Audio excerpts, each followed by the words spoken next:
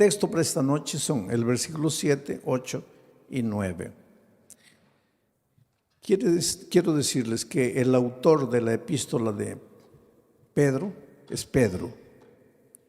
Algunos estudiosos de la Biblia no creen que Pedro fue el autor, porque Pedro habla de profunda teología profunda,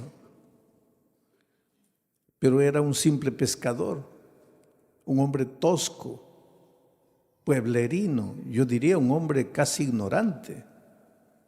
Y por eso es que muchos estudiosos de la Biblia dicen, ¿cómo es que un hombre así, sencillo, simple, sin mucha instrucción, un pescador inculto, cómo pudo haber escrito la epístola con un contenido teológico profundo?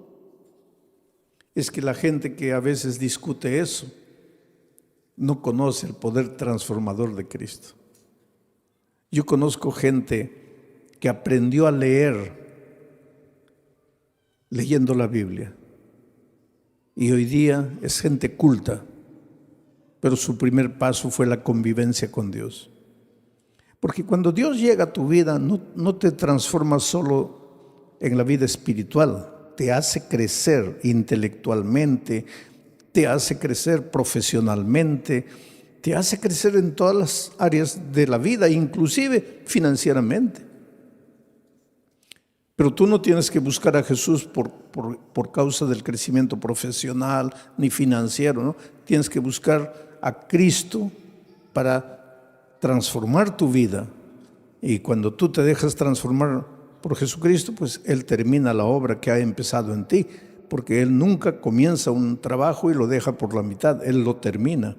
Y ahora encontramos aquí un Pedro teólogo, cuando fue un simple pescador. Nunca estudió una facultad de teología, nunca hizo maestría, nunca hizo doctorado, y hoy día los doctores en teología gastan horas y horas para tratar de entender a Pedro. Y yo estoy analizando la epístola de Pedro. Ayer Pedro estaba hablando de la fe.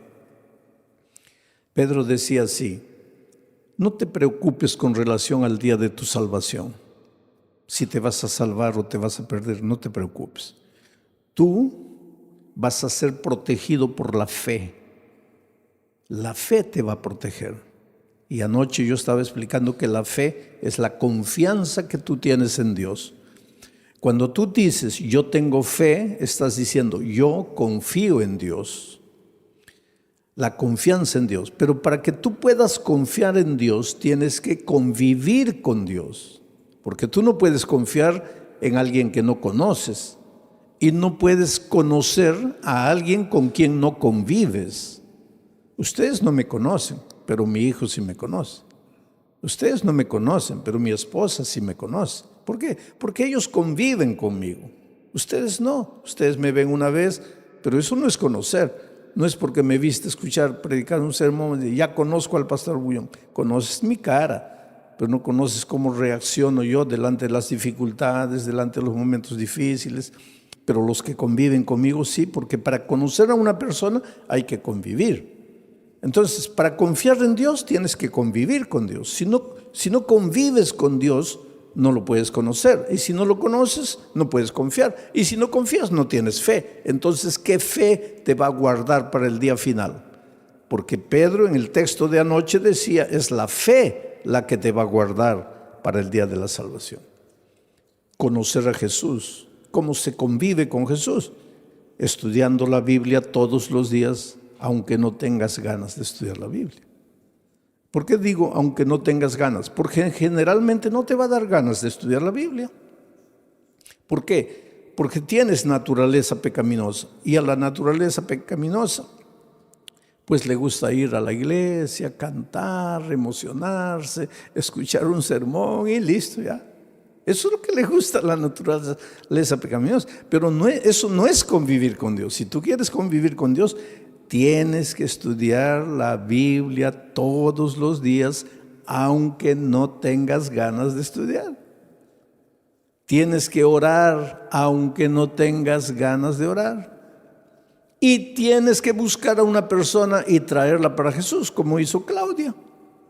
Conoció el Evangelio, fue y trajo a Jesús y ahora tiene la alegría de verlo bautizado. Eso es lo que tienes que hacer.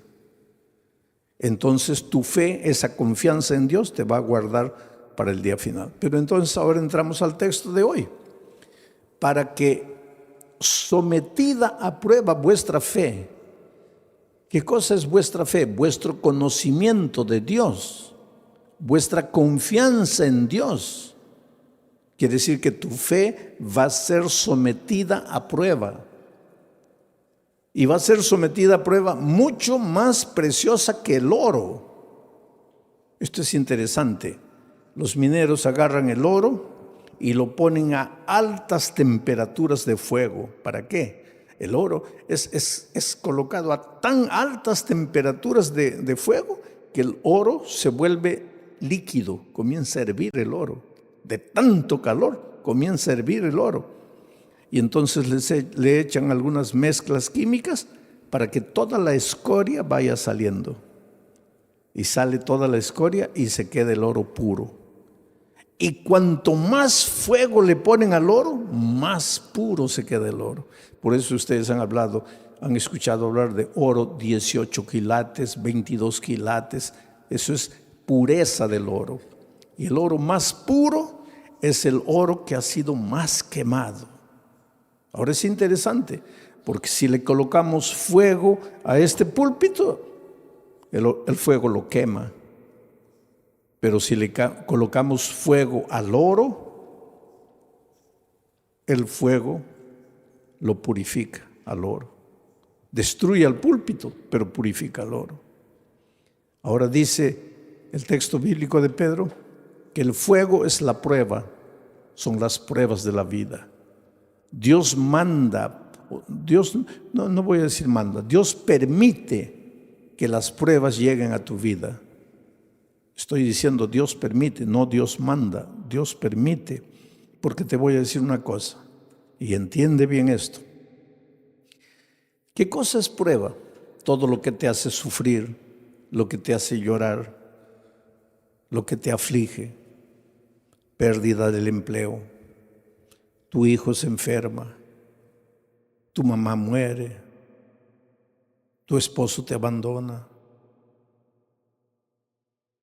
Aflicciones, pruebas, todo eso, por favor, nunca digas Dios me está mandando la prueba, porque Dios no manda pruebas. Todo lo que te hace sufrir no viene de Dios, viene del diablo.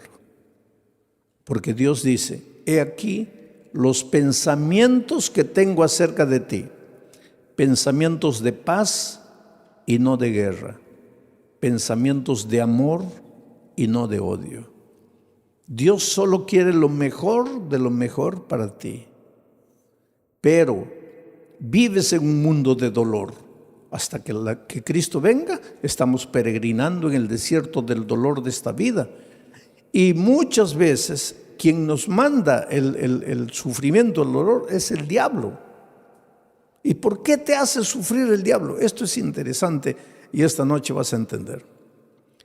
¿Por qué el diablo te hace sufrir? Tú no le has hecho nada al diablo. ¿Por qué te hace sufrir? Porque Él es el origen de la enfermedad, Él es el origen de los accidentes, Él es el origen de las tragedias. Todo lo que te va mal en la vida es porque Él está por detrás de eso. Pero ¿por qué te hace sufrir si tú no le has hecho nada al diablo? Ahora te voy a explicar. Es que el enemigo del diablo no eres tú, es Jesús. Él quiere derrotar a Jesús. ¿Te acuerdas en el cielo? El diablo se levantó queriendo usurpar el lugar de Jesús. Hubo una pelea en el cielo, dice Apocalipsis, hubo una batalla, el diablo perdió y fue expulsado del cielo. Pero cuando el diablo salió del cielo, déjame imaginar esta escena. El diablo estaba saliendo y miró y le dijo a Jesús, está bien, me venciste una vez, pero la pelea no está acabada.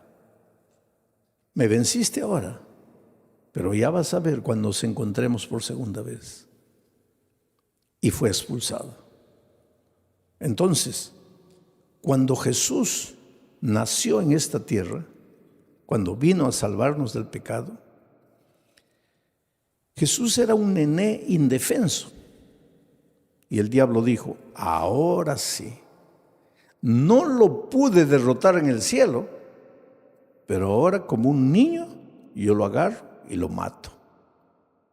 Y miren lo que el diablo hizo. ¿Vino a matarlo personalmente? No, porque el diablo es cobarde. El diablo nunca muestra la cara.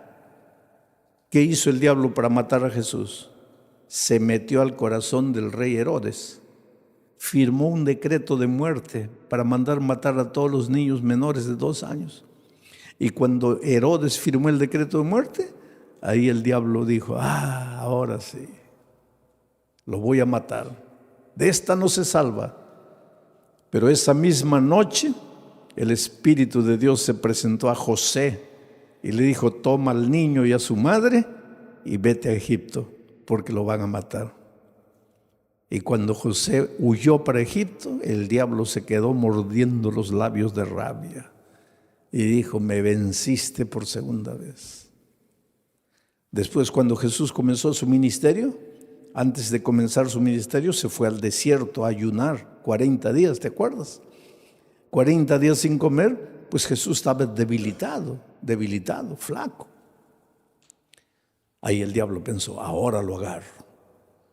No lo gané, no lo derroté en el cielo, no lo derroté cuando era niño, pero ahora lo agarro. Está debilitado, 40 días sin comer, lo agarro. Y vino. ¿Y vino como diablo? No, porque el diablo nunca muestra la cara. Se disfrazó de ángel de luz. Y trató de engañarlo, pero no pudo, porque Jesús conocía la palabra de Dios.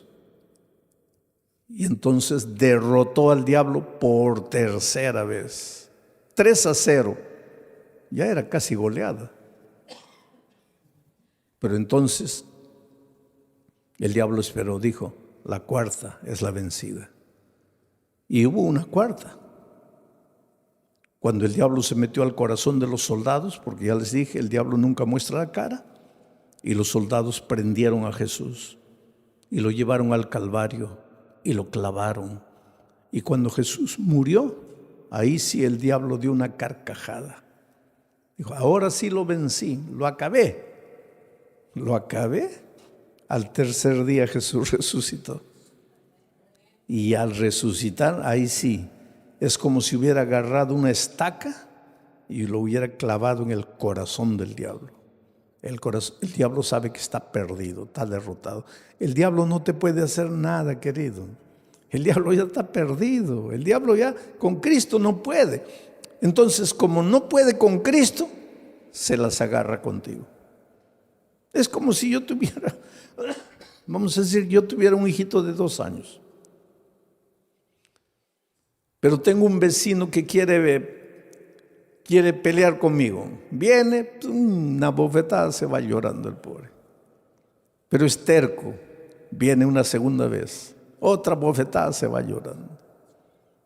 Pero es terco. Viene la tercera vez. Ahí ya ni levanto la mano, ya sale corriendo.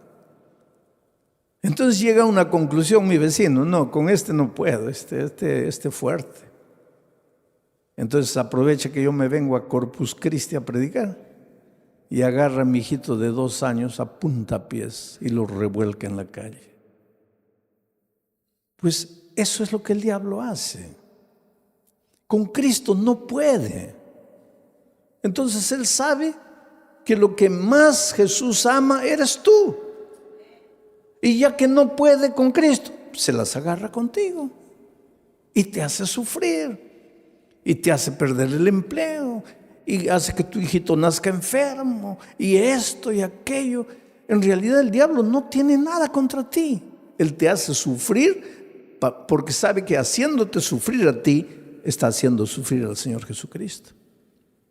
Pero ahora viene Pedro y dice así, pero es que los sufrimientos que te llegan a la vida no te pueden destruir, porque tú no eres madera, tú no eres plástico.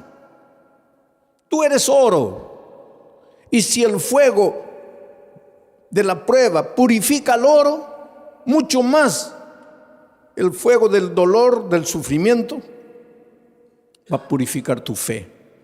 Quiere decir, cuando el dolor llegue a tu vida, tú lloras. Si tienes que llorar, llora. Pero no te separes de Jesús. Dile, Señor, yo no entiendo por qué estoy sufriendo. Y hay una cosa interesante. Cada vez que tú quieres andar en los caminos de Dios, cada vez que tú te propones ser más fiel a Dios, ahí más viene el diablo para destruirte. ¿Por qué? Porque esa es la pregunta que mucha gente hace. Pastor, cuando yo estoy así relajado en mi vida cristiana, parece que no me vienen pruebas. Pero cuando me quiero consagrar, ahí viene todo. ¿Por qué? Simple. Porque cuando estás relajado espiritualmente, cuando no estudias la Biblia, no oras, nada, estás en el terreno de ¿quién? Estás en el terreno del diablo. Puedes estar en la iglesia, pero estás en el terreno del diablo. ¿Y para qué el diablo te va a molestar si ya estás perdido con él? Ya pues te deja tranquilo. Pero cuando viene una semana de oración y tú te entiendes que tienes que reconsagrarte y comienzas a estudiar la Biblia, a estudiar la palabra de Dios, ahí el diablo se asusta. Porque ¿qué dice? No, este se me va a escapar, se me va a escapar. Entonces, para desanimarlo, le mando una prueba.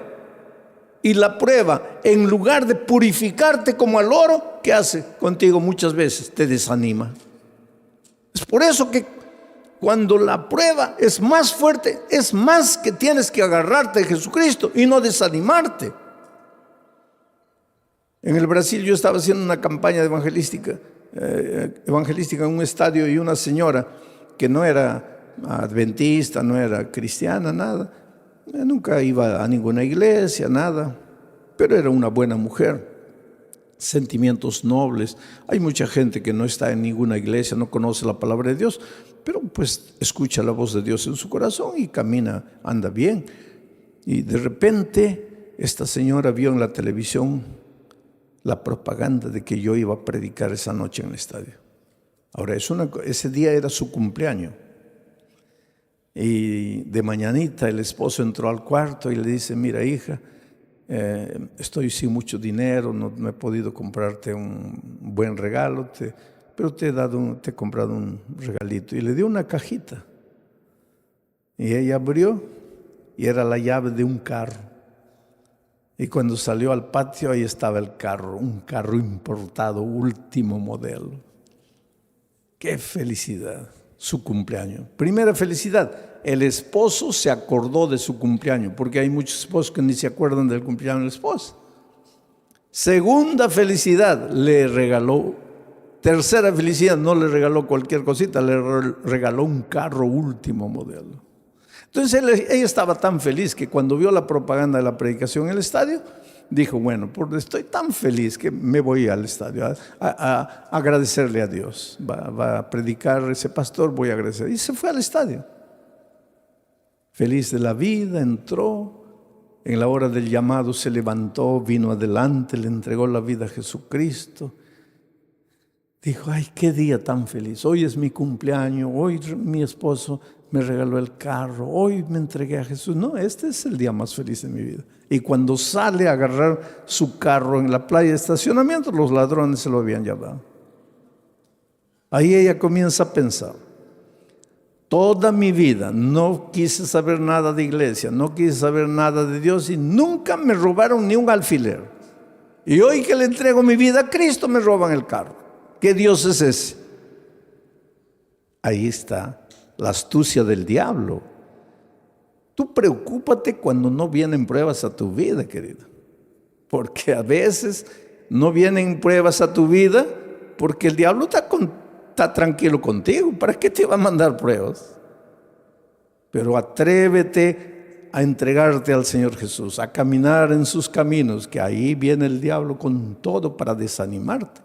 Ahora vamos al texto bíblico una vez más. Para que sometida a prueba vuestra fe, sí, porque tu fe tiene que ser sometida, porque una cosa es, sí, yo creo, yo creo, eso no es fe. Eso no es fe. Por eso es que el creer siempre viene acompañado del bautismo. El texto de Marcos 16 dice, el que creyere y fuere bautizado, este será salvo. El problema es el idioma, porque en español creer y ser bautizado son dos cosas. Pero es que Marcos no escribió ese versículo en español, porque Marcos no hablaba español. Marcos escribió ese versículo en griego, el idioma que él hablaba. Y en griego no son dos conceptos, el que creyere y fuere bautizado, no, es un solo concepto, el que creyere siendo bautizado. O sea, en griego, creer no es solo mover la cabeza, no es solo teoría. El creer intelectual viene acompañado del creer práctico. Si tú crees, te bautizas. Si no te bautizas, es porque tu creer se quedó en la teoría. Y ese creer teórico no te salva. Te voy a hacer pensar un poco. El otro día una señora me preguntó, pastor, ¿el diablo es ateo? A ver, ¿qué piensan ustedes? ¿El diablo es ateo? No, el diablo no es ateo, querido. Y Santiago explica eso. Dice, ¿tú crees en Dios? Haces bien. Pero el diablo también cree. Y no solo cree. ¿Qué más hace? Tiembla. Ahora, si el diablo cree y tiembla, ¿por qué no se va a salvar? Porque su creer es teórico. Su creer no es práctico. Entonces, mucha gente hoy, muchos cristianos, sí, yo creo, bautízate. No, bautismo no, pero yo creo. Eso no existe. Yo creo, pero no me bautizo. Eso no existe, porque el creer bíblico es creer siendo bautizado. Es decir, la teoría y la práctica van juntos. Y tu fe cuando es práctica, tiene que ser probada. Tiene que ser probada.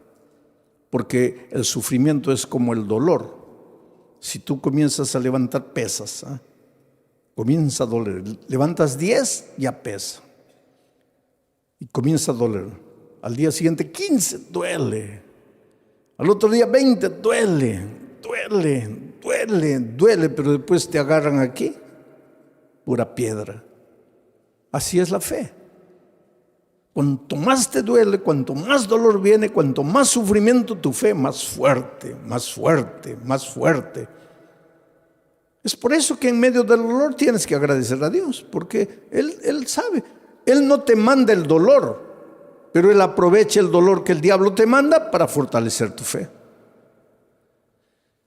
Para que sometida a prueba vuestra fe, mucho más preciosa que el oro, el cual, aunque perecedero, se prueba con fuego. El oro que perece, que es de esta tierra, se prueba con fuego. Entonces, si el oro se prueba con fuego, la fe, que vale mucho más, ¿cómo no se va a probar con fuego? Claro que tiene que venir el fuego del dolor. Para que sometida a prueba vuestra fe, mucho más preciosa que el oro, el cual, aunque perecedero, se prueba con fuego, para que entonces vuestra fe sea hallada en alabanza, gloria y honra. Quiere decir que tu fe es bombardeada por el diablo. Te arranca lágrimas, te hace sufrir. Muchas veces sientes que ya no puedes resistir de tanto dolor, de tanto sufrimiento. Aguanta un poco. En el nombre de Jesucristo, aguanta. ¿Por qué? Porque tu dolor se va a transformar en alabanza, gloria y honra. ¿Pero cuándo? ¿Cuándo? Lee la Biblia y respóndeme. ¿Cuándo? Cuando Cristo venga. Ahora me vas a decir, pastor, pero cuando Cristo venga todavía, yo preferiría ahora. Pues eso es lo que mucha gente hace. Prefiere la hora, cortito, y pierde la eternidad toda.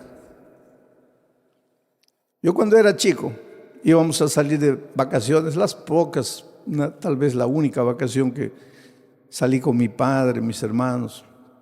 Íbamos a viajar a un lugar donde no había dentista, no había nada. y me comenzó a doler el diente. Y mi padre me dice, mira, antes de salir vamos a arrancar el diente. Yo soy de aquellos tiempos en que dolía el diente, arrancaba. Hoy día no, eso es un crimen. El diente te duele, hay que restaurarlo. Pero yo soy de los tiempos, dolía, arranca, dolía, arranca. Había muchachitos de 20 años que ya no tenían un diente todo arrancado porque comenzaba a doler, arrancaban. ¿Cómo ha progresado la odontología también hoy día? Es un asesinato arrancar un diente. Pero pues mi padre me dice, oye, vamos a arrancar el diente, porque no, pero me va a doler. ¿Cuánto te va a doler? Te va a doler un día, pero vas a disfrutar de las vacaciones. No. Oye, vamos a ir a un lugar donde no hay dentista. Vamos a arrancar el diente. No, que no. Fuimos de vacaciones y el dolor aumentó y aumentó y aumentó. Se me arruinaron las vacaciones. Todo el mes llorando de dolor. Y ahí mi padre me decía, ahí, yo no te dije, mejor sufre un día y disfrutas de 30 días de alegría. Ahora, tú preferiste el día de gozo y 30 días de sufrimiento. Entonces la vida cristiana es igualita, querido. En este mundo vas a encontrar dificultades, especialmente si quieres seguir a Jesucristo, porque el diablo es astuto. Tú tienes un buen empleo, pero ahora descubres que el sábado es el día santo del Señor y quieres guardar el sábado. Ya vienen los problemas. Pero hay una cosa, no te desanimes. El diablo te puede hacer sufrir un día, 2 días, 3 días, pero hay un tercer día. Cuando Cristo murió en la cruz del Calvario, el diablo dio la carcajada y dijo, ahora sí lo vencí, se acabó. Al siguiente día el diablo seguía dando la carcajada, lo vencí, lo maté. Al tercer día amaneció dando la carcajada y de repente la carcajada del diablo paró en seco, porque la tierra se abrió y Cristo resucitó. El diablo se puede reír de ti hoy, se puede reír de ti mañana, pero al tercer día va a tener que tragar la carcajada, porque Dios puede permitir que el diablo te haga sufrir un día, 2 días, 3 días, pero llega el momento en que Dios te va a devolver todo lo que el diablo te quitó. Así fue con Job. Le quitó la hacienda, le quitó los hijos, le quitó el dinero, le quitó todo, la esposa prácticamente, le quitó todo. Pero cuando llegó el momento, Dios le devolvió todo. Y se lo devolvió en doble. El doble de hacienda, el doble de dinero, el doble de camellos, el doble de ganado, el doble de hijos. Lo único que no le devolvió en doble fue la mujer. Pero todo lo demás le devolvió en doble. Dios es grande, querido. Cuando venga el dolor a tu vida, no te preocupes. ¿Por qué sufro? Dios me ha abandonado, Dios me ha dejado. No, querido, Dios no te ha dejado. Dios no te ha abandonado. Él tiene un plan para ti. ¿Y sabes por qué muchas veces permite que el dolor llegue a tu vida? Porque es la única manera de purificarte a ti mismo. A veces es en el dolor que aprendes a ser paciente. En el sufrimiento, en las lágrimas, aprendes a depender de Dios. Y esta vida cristiana es dependencia de Dios. Y esa disciplina de aprender a depender de Dios, muchas veces solo con el dolor. Vamos a seguir leyendo el siguiente versículo. Versículo 8. ¿A quién amáis? Está hablando de quién, de Jesucristo. Porque dice que vuestra fe va a ser recompensada con gloria, honra, alegría. ¿Cuándo? Cuando Jesús venga. Cuando Jesús venga, Jesús, a quien amáis sin haberle visto. En quien creyendo, aunque ahora no lo veáis, os alegráis con gozo inefable y glorioso. Mira, a quien amáis sin haberle visto. ¿Tú vives con Jesús hoy? Sí, pero no como los discípulos que pudieron verlo. Por eso Jesús le dijo a los discípulos: bienaventurados los ojos de ustedes que pueden ver lo que los profetas quisieron ver y no pudieron. Estaba hablando del mismo. Los profetas siguieron a Jesús solo por la fe. Nosotros hoy también lo seguimos solo por la fe, pero los discípulos tuvieron un privilegio único. Ellos lo vieron físicamente. Pero aunque nosotros no podamos verlo físicamente, igual podemos verlo a través del estudio de la Biblia, de la oración y trayendo una persona para Cristo. Estamos conviviendo con Jesús. Pero aquí el asunto es: ¿quién escribe a quien amáis sin haberle visto? ¿Quién escribe este versículo? Pedro. Y Pedro lo vio y lo amó. ¿Y por qué lo traicionó? Ustedes se acuerdan que después de la traición Jesús ya había resucitado y los discípulos estaban en la playa. Y el pobre Pedro, cuando Jesús apareció en la playa, estaba mirando para otro lado, avergonzado. Ay, ¿qué me va a decir? Que lo he traicionado, porque después de la crucifixión ya no lo vio. Ahí se encontraron en la playa con Jesús resucitado. Y Jesús apareció y Pedro: ay, Señor, en algún momento me va a llamar aparte, me va a dar una bronca porque lo traicioné. Y efectivamente, en un momento, Pedro se acercó. Jesús se acercó y Pedro dijo: ahora viene la paliza. Y Jesús le hizo una pregunta: Pedro, ¿me amas? La última cosa que Pedro imaginaba era esa pregunta: ¿me amas? Sí, Señor. No, Pedro. ¿Cómo sí, Señor? Te estoy preguntando si me amas. Sí, Señor. No, calma. ¿Por qué tanta prisa? No me has entendido. Te estoy preguntando si me amas. Y ahí él se dio cuenta de por qué Jesús le preguntaba eso. Y comenzó a llorar. Y dijo: Señor, yo sé, tú sabes todas las cosas. Tú no tienes ninguna razón para creer que yo te amo. Te he fallado. Pero me das la oportunidad de amarte. Y Jesús le dijo: claro que sí. Y todavía te voy a confiar una misión: predicar el Evangelio.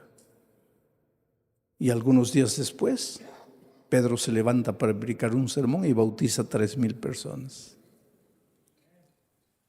La pregunta esta noche es: ¿tú quieres resistir en la prueba? Cuando el dolor venga, ¿no quieres traicionar al Maestro? Entonces la pregunta es: ¿tú amas al Señor Jesús? Porque Pedro después de haber pasado todo eso dice: a quien amáis sin haberle visto. ¿Por qué dice a quien amáis sin haberle visto? Porque él sí lo había visto. En quien creyendo, aunque ahora no le veáis, os alegráis con gozo inefable y glorioso. Lo que Pedro está diciendo es: tú, aunque no lo veas físicamente, lo puedes amar. Y Pedro, cuando se levantó, se arrepintió y le dijo a Jesús que lo amaba. Dice la tradición, la Biblia no dice eso, pero la tradición dice que él fue crucificado. Y cuando lo iban a crucificar, él dijo: no soy digno de ser crucificado como mi Maestro. Crucifíquenme de cabeza para abajo. Y lo crucificaron de cabeza para abajo. No hay prueba bíblica para decir eso, pero la tradición dice. Sea como fuere, sabemos una cosa: después de transformado por el poder de Dios, él ya no tuvo miedo de morir por Dios. Oh, querido, Dios tiene un plan muy, muy bonito para tu vida. Las tristezas y dolores que llegan a tu vida tienen sentido, pero tienen sentido cuando tienes fe. Hace muchos años atrás, en la ciudad de San Pablo, los jóvenes de una iglesia fueron a participar de un congreso en el sur del país. 40 jóvenes, miembros del coro de la iglesia. Y el sábado en la noche, terminado el congreso, regresaban para San Pablo. Y el ómnibus se chocó. Sabe que los jóvenes venían cantando himnos, los himnos del coro. Venían cantando en el ómnibus y el ómnibus se chocó contra un camión cargado de fierro de construcción. Y el fierro los atravesó. así los hizo como los peruanos me van a entender, como anticuchos, ¿no? Los atravesó. 22 jóvenes murieron. Al día siguiente los periódicos publicaron una noticia. Y un periódico atrevido publicó así: ¿dónde estaba Dios cuando sus hijos cantaban? ¿Por qué no los cuidó? Es que el dolor es un misterio, ¿sabes? Tal vez en este momento tú te preguntes, ¿dónde estaba Dios cuando mi hijito de 3 años murió? ¿Qué culpa tenía mi hijito para morir como murió de leucemia? ¿Qué mal había hecho? Es que no necesitas hacer mal para sufrir. El diablo se deleita en hacerte sufrir. Pero el dolor es como el fuego sobre el oro, o te purifica o te destruye.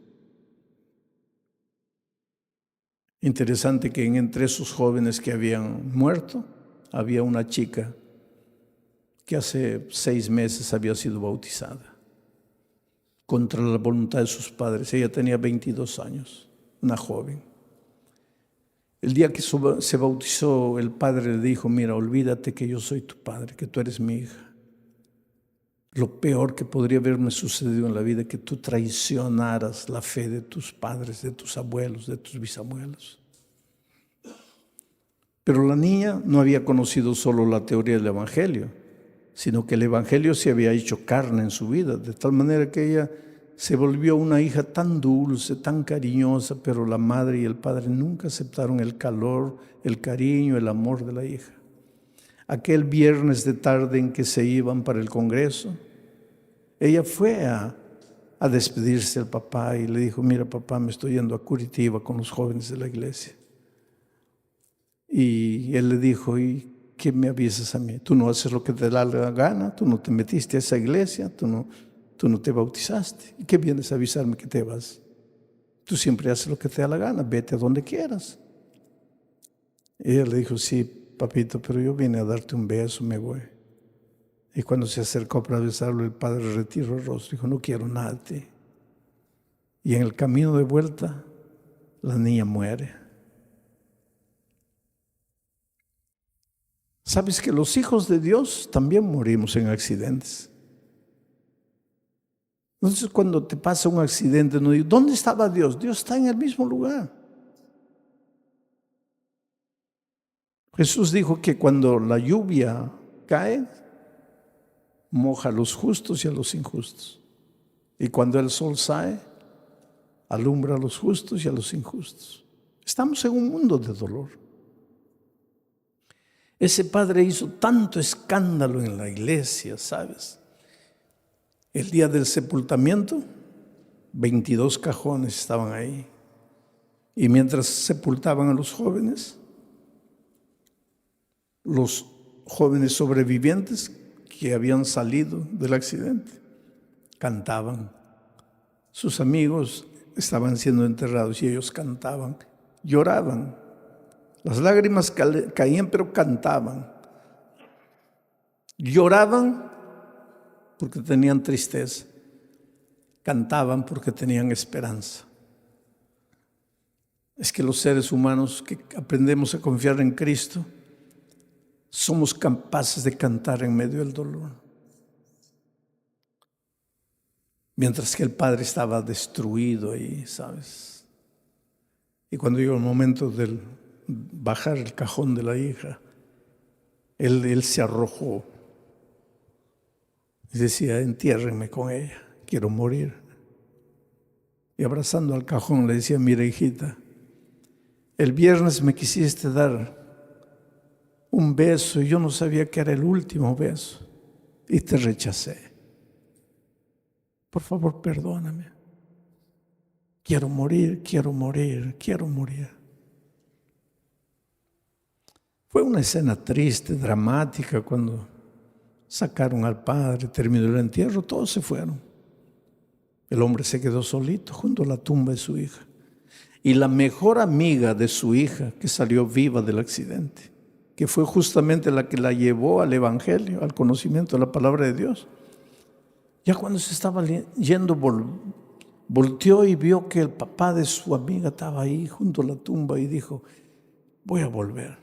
Yo sé que él no quiere hablar con nadie, pero voy a volver. Y volvió. Y se paró junto a él. Y él la miró, ¿qué quieres? Le dijo, mire, su hija va a resucitar. ¿Qué? Su hija va a resucitar. ¿Cómo va a resucitar?